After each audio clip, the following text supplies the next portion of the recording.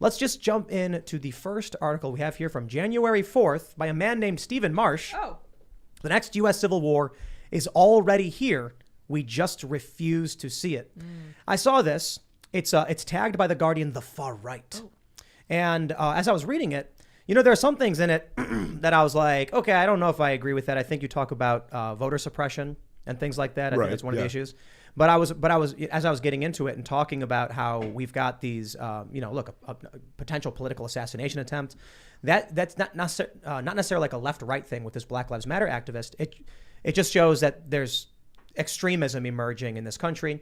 But of course, you also have serious things over the past several years, like Charlottesville, where there's just clashes in the street. Yes. So let's just start from the beginning, though. You wrote a book, The Next Civil War. This article is titled, The Next U.S. Civil War is Already Here.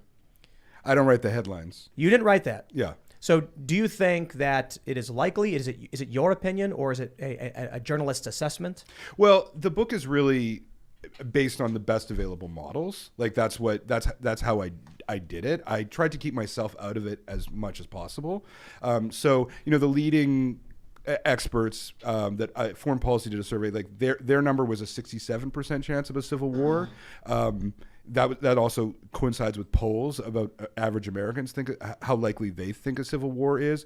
So, I feel with this stuff, you don't need to exaggerate. It's so scary anyway that what I wanted to do in the book was be as precise as possible, right? And use the best available evidence that I could. So, there's a process underway in the United States is a textbook case of a country headed for civil war on a number of fronts. And it's not one thing. It's actually what they call a complex cascading system. So it's things feeding into each other. So on one hand, it's political illegitimacy. On the other hand, it's effects of climate change. On the other hand, it's the levels of inequality, which are at unprecedented levels, literally levels that haven't been seen since 1776.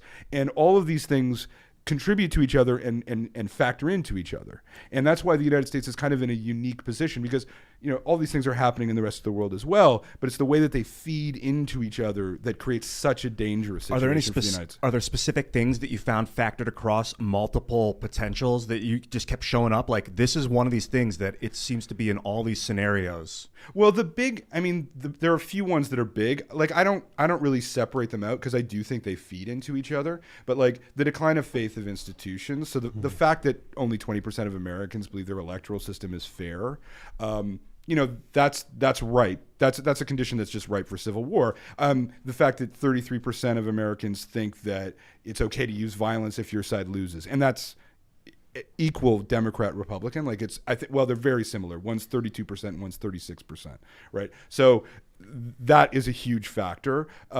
So that's a big one. I'm curious how much of that is honest.